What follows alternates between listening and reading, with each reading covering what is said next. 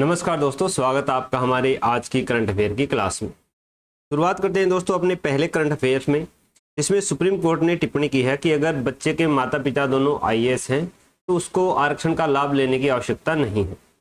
ये टिप्पणी क्यों की है सुप्रीम कोर्ट ने? क्योंकि कर्नाटक हाई कोर्ट ने एक ऐसे विद्यार्थी को ओबीसी का आरक्षण देने से मना किया है जिसके माता पिता दोनों सरकारी कर्मचारी हैं। हालांकि वो ग्रुप बी या ए के कर्मचारी नहीं है, लेकिन उनकी जो वार्षिक पारिवारिक आय है जो उनको वेतन से प्राप्त हो रही है वो लगभग 18 लाख के करीब है। तो उसके लिए कर्नाटक हाईकोर्ट ने बोला है कि इनको आरक्षण का लाभ नहीं दिया जाएगा। इसी के लिए फिर याचिका दोबारा सुप्रीम कोर्ट में उस विद्यार्थी के द्वारा डाली गई। तब सुप्रीम कोर्ट ने ये एक टिप्पणी की है। हालांकि ओबीसी के नियम है, जो प्रावधान है वो अलग है। तो हम जानकारी लेते हैं कि ओबीसी में creamy layer, non creamy layer का क्या फंडा है और इसके लिए क्या क्या पात्रता की शर्तें हैं। सबसे पहले जो ओबीसी आरक्षण है, अन्य पिछड़ा वर्ग आरक्षण है, ये मंडल आयोग की सिफारिशों के अनुसार लागू किया गया था 1990 के अंदर। तो इसके अंतर्गत एक प्रावधान ये किया गया कि ओबीसी में ऐसा तो है नहीं कि जो जाति है उसको हमने ओबीसी के अंदर ले लिया तो उसमें सभी की आर्थिक स्थिति एक ही प्रकार की होगी। तो उसमें क्रीमी लेयर और नॉन क्रीमी लेयर का प्रावधान लागू किया गया।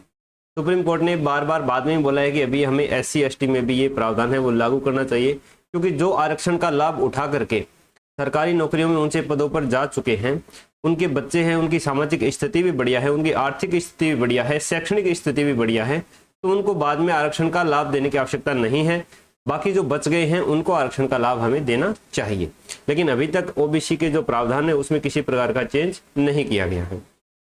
तो इसके लिए 1979 ईस्वी में बीपी मंडल की अध्यक्षता में एक आयोग का गठन किया जाता है जो 1980 में अपनी रिपोर्ट सौंपता है।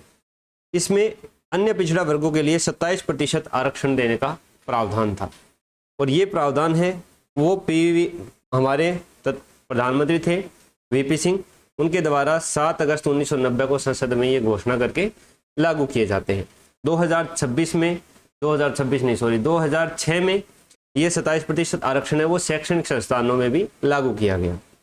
इसके अगेंस्ट में एक केस आता है, इंदिरा साहनी केस 1992 में, कि क्या ये आरक्षण जो दे रहे हैं वो संविधान सम्मत है। तो सुप्रीम कोर्ट ने भी यही माना कि ये संविधान सम्मत है, लेकिन इसके लिए 2 प्रावधान है वो सुझाए। एक कि एससी एसटी ओबीसी तीनों का आरक्षण मिला करके 50% से अधिक नहीं होना चाहिए, और दूसरा क्रीमी लेयर का, कि अगर जो बंदे क्रीमी लेयर के ऊपर हैं उनको आरक्षण नहीं मिलेगा, जो क्रीमी लेयर से नीचे हैं उनको आरक्षण का प्रावधान, आरक्षण का लाभ है वो मिलना चाहिए। अब क्रीमी लेयर की क्या परिभाषा है?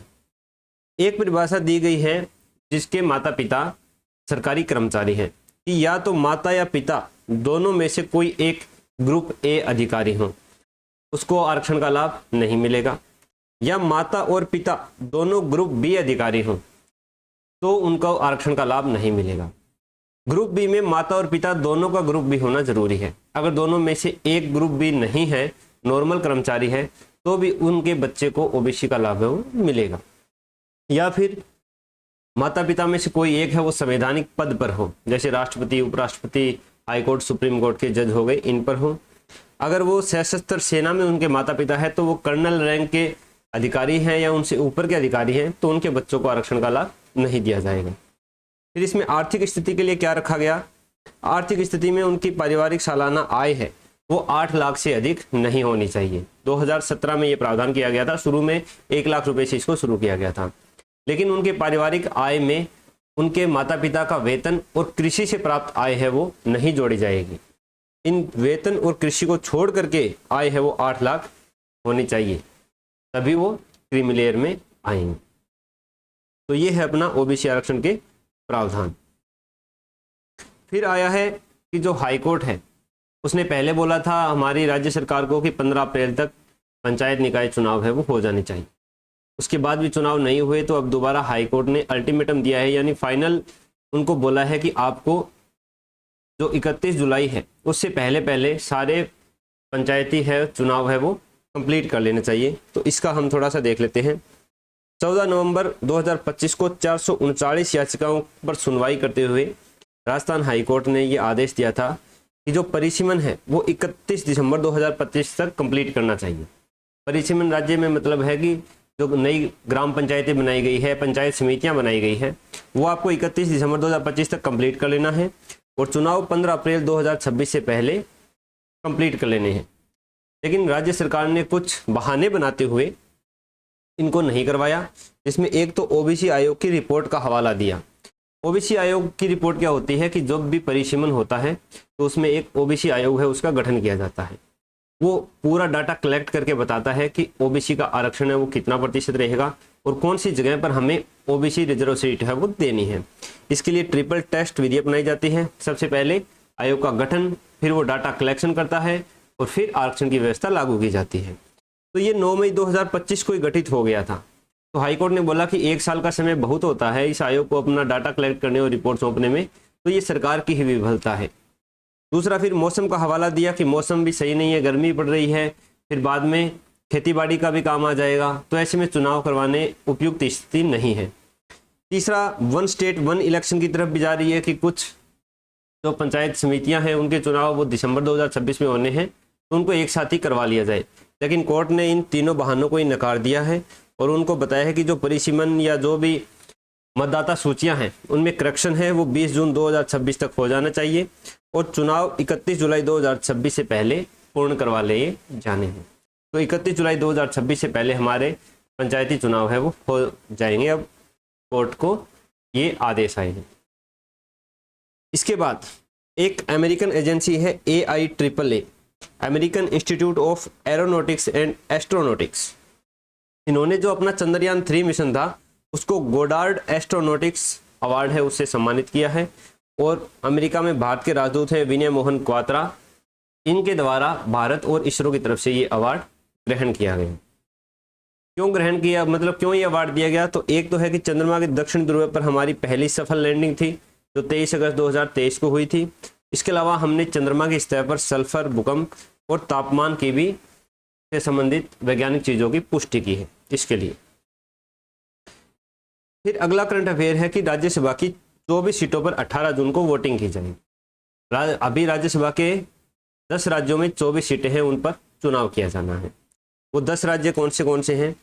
आंध्र प्रदेश, गुजरात और कर्नाटक, इन तीनों राज्यों से 4-4 सीटें हैं वो आनी है। मध्य प्रदेश और राजस्थान से 3-3 सीटों पर चुनाव होने हैं।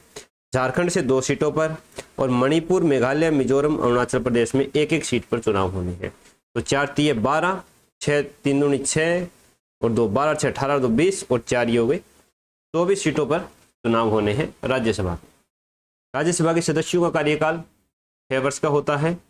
हर 2 वर्ष में 1 सदस्य है वो उनका कार्यकाल पूर्ण होता है।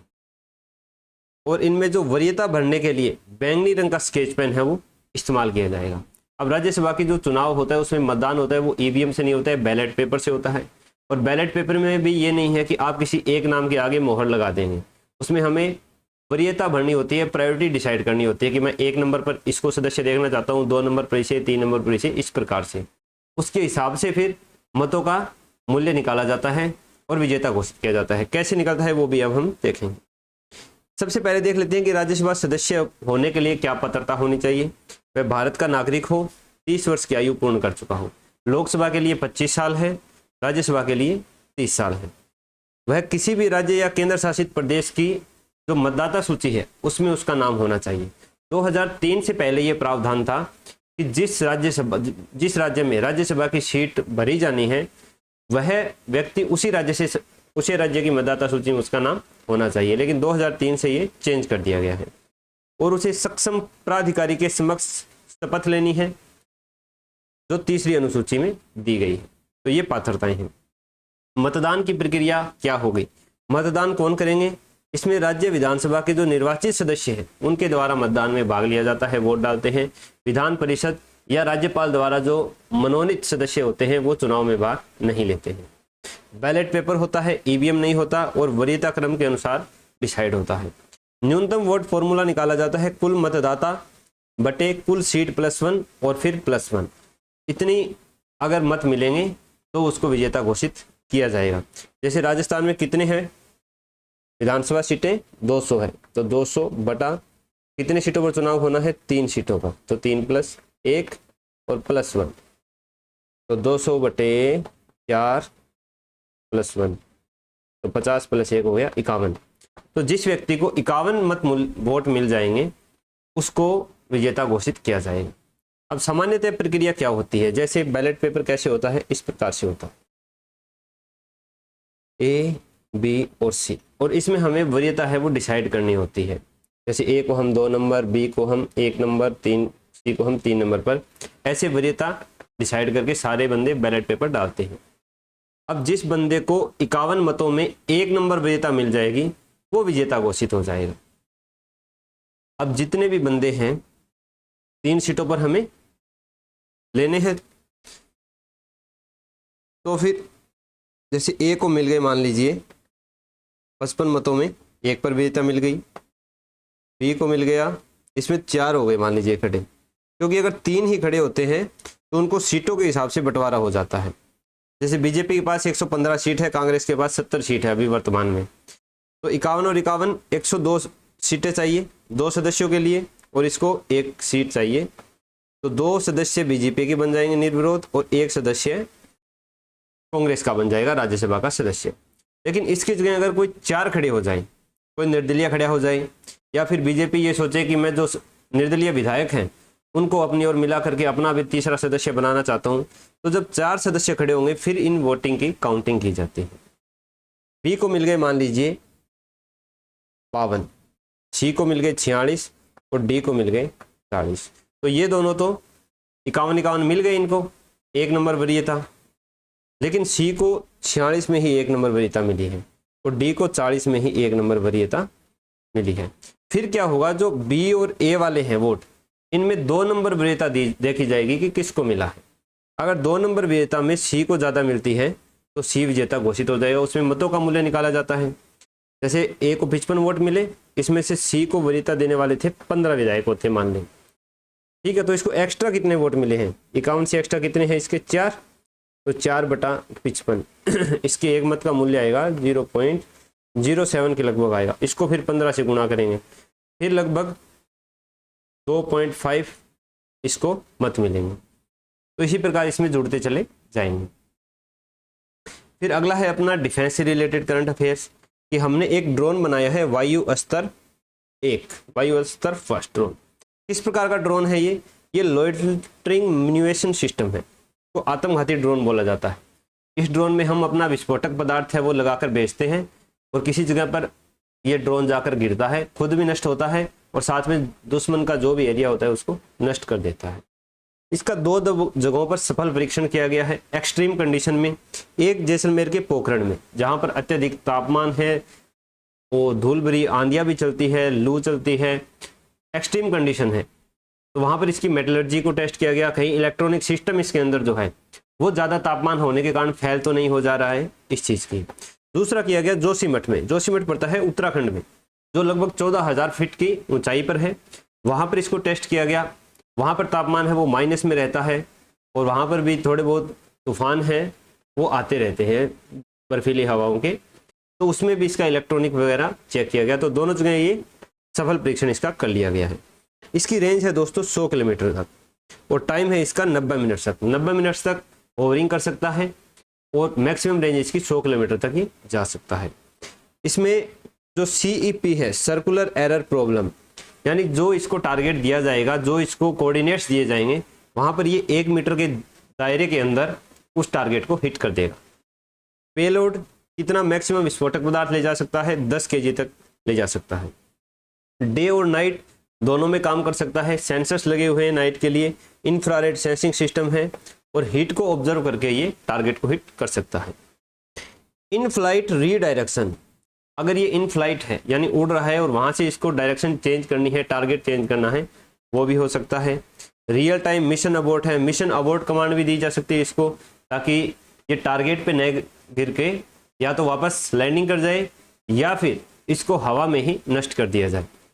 इसका कंट्रोल है वो ट्रांसफ़र किया जा सकता है 70 किलोमीटर तक, क्योंकि अगर हम इसको किसी बड़े बेस से उड़ाएंगे तो हो सकता है वहाँ से बेस की लोकेशन है वो दुश्मन को पता चल जाए। तो बेस से उड़ा करके इसका कंट्रोल हम दूसरी किसी छोटी यूनिट, छोटी टुकड़ी को दे सकते हैं जहाँ से इसको कंट्रोल किया जा सके। और ये भारत के ऑटोनोमस प्रिसीजन स्ट्राइक इकोसिस्टम है उसको मजबूत करने में है, क्योंकि ये स्वदेशी है प्रिसीजन का मतलब होता है एकदम सटीक, स्ट्राइक यानी निशाना, इकोसिस्टम पूरा जो सिस्टम होता है आपस में अंतर संबंधित सिस्टम होता है, ऑटोनोमस जो अपने आप ऑटोमेटिकली चलता है। तो ये भारत इसमें आत्मनिर्भर होता जा रहा है। फिर अगला करंट अफेयर है कि वेनेजुएला भारत का तीसरा सबसे बड़ा कच्चे तेल का सप्लायर बन गया है। क्यों बन गया है इसको भी हम देखेंगे। भारत कच्चे तेल का आयात है, 85% अपना कच्चे तेल का आयात करते हैं। सबसे ज़्यादा होता है रूस से, उसके बाद 2 नंबर पर है सऊदी अरब और 3 नंबर पर है वेनेजुएला।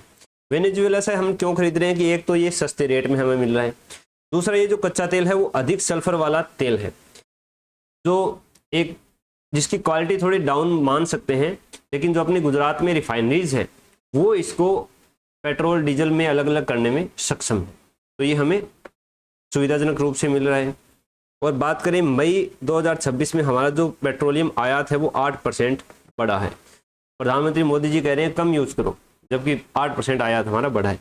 वेनेजुएला से क्यों लिया? क्योंकि ये पड़ती है स्टेट ऑफ हॉर्मुज और ये है बाब अल मंडेब। तो दोनों पर ईरान ने क्या है, बाब अल मंडेब में क्या रहते हैं, इधर जिबूती में हूती विद्रोही रहते हैं ईरान समर्थित, तो वो जहाज़ों पर हमला कर सकते हैं।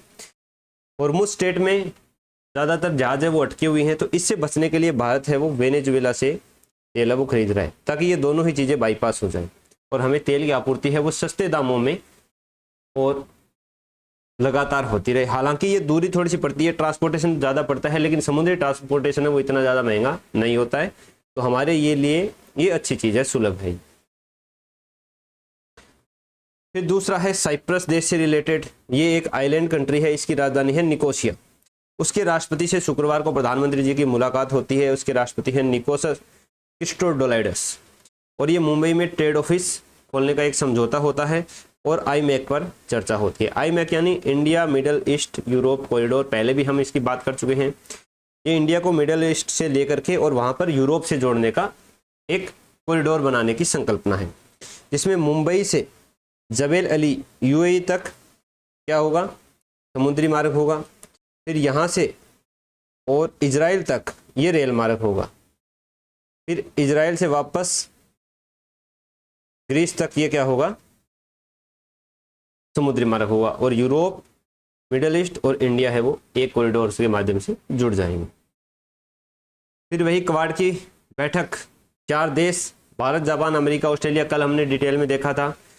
चारों के विदेश मंत्रियों की बैठक है ये। एस जयशंकर, जापान के हैं तोशिमित्सु मोतेगी, अमेरिका के मार्को रूबियो कई दिनों से इंडिया में हैं और ऑस्ट्रेलिया के हैं पेनी वोंग। वही उन्हीं मुद्दों पर चर्चा होनी है जो आजकल चल रहा है। हॉर्मुज जल संकट हो गया, आपूर्ति श्रृंखला हो गया, ऊर्जा पे हो गया, हिंद प्रशांत क्षेत्र का हो गया, ये सारी चीज। फिर ये एक नर्मदा के कछुओं से रिलेटेड न्यूज आई है। इनकी प्रजातियां वो विलुप्त होने के कारण है, क्योंकि नर्मदा में बहुत ज़्यादा प्रदूषण है वो बढ़ रहा है। तो इसमें कछुओं का जो प्राकृतिक प्रजनन चक्र है वो खनन वित्तीय गतिविधि है, उसके कारण सबसे ज़्यादा प्रभावित हो रहा है, क्योंकि खनन में रेत वगैरह है वो माफिया लेके जाते हैं। रेत में ही इनके अंडे होते हैं जो नष्ट हो जाते हैं। अवैध रेत इनके अंडे नष्ट कर देते हैं। मध्य प्रदेश की बेड़ाघाट, ग्वारीघाट और तिलवारा जैसे क्षेत्रों में श्रद्धालु और पर्यटक पहुंचते हैं जो पूजा सामग्री पॉलीथीन वगैरह इसमें डाल देते हैं, तो नदी का इकोसिस्टम है वो खराब होता है और कछुओं की जनसंख्या भी लगातार घटती जा रही है। इसमें कछुओं की 2 प्रजाति पाई जाती है, एक है इंडियन टेन टर्टल और इंडियन सॉफ्ट शेल टर्टल। इनको वन्य जीव संरक्षण अधिनियम 1972 के अंतर्गत अनुसूची 1 में रखा गया है, गंभीर स्थिति में रखा गया है। कछुए क्या काम करते हैं नदियों में, क्यों होने जरूरी है? कि ताजे पानी के कछुए हैं वो नर्मदा बेसिन में पर्यावरण संतुलन बनाए रखने में अहम भूमिका निभाते हैं और ये नदी के प्राकृतिक सफाई कर्मी इनको माना जाता है। बात करें नर्मदा नदी के बारे में थोड़ी, तो ये मध्य प्रदेश की जीवन रेखा इसको कहा जाता है, क्योंकि सबसे ज़्यादा किसमें बहती है, मध्य प्रदेश में बहती है। उसके बाद गुजरात और लगभग 74 किलोमीटर का थोड़ा सा भाग है वो महाराष्ट्र में आता है। ये विंध्य रेंज और सतपुड़ा रेंज है, उनके मध्य ब्रज घाटी का निर्माण करते हुए पूर्व से पश्चिम की ओर बहती है। बाकी नदियाँ पश्चिम से पूर्व की ओर बहती है, जबकि 2 नदियाँ हैं नर्मदा और तापी है, वो पूर्व से पश्चिम की ओर बहती है। इस पर ये डैम बनाए गए हैं, बरगी डैम, तवा डैम, नर्मदा सागर, ओंकारेश्वर, महेश्वर, सरदार सरोवर बांध है, ये बनाए गए हैं। कहाँ से निकलती है ये निकलती है दोस्तों मैकाल पर्वत श्रेणी की अमरकंटक पहाड़ियों से। विंध्या और सतपुड़ा की ब्रज घाटी पूर्व से पश्चिम की ओर बहती है और खंभात की खाड़ी में गिरकर अरब सागर में मिल जाती है। मध्य प्रदेश, महाराष्ट्र, गुजरात में बहती है तवा, हिरन, शेर, शक्कर, दूध इसकी सहायक नदियां हैं। जबलपुर के पास भेड़ा घाट में इस पर धुआंधार जलप्रपात बनाती है ये। सरदार सरोवर बांध, इंदिरा सागर बांध इस पर बने हुए हैं। इसके बाद ये दैनिक भास्कर के करंट अफेयर हैं, एक दो ही ठीक लगे मुझे इनमें से। दक्षिण कोरिया की राजधानी है सियोल।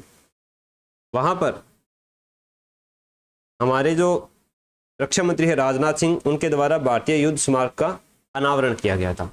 क्यों मनाया गया था ये कोरियाई युद्ध की 75वीं वर्षगांठ पर मनाया गया, जिसमें भारत के सैनिक है वो यूएन की तरफ से शांति सेना के रूप में गए हुए थे।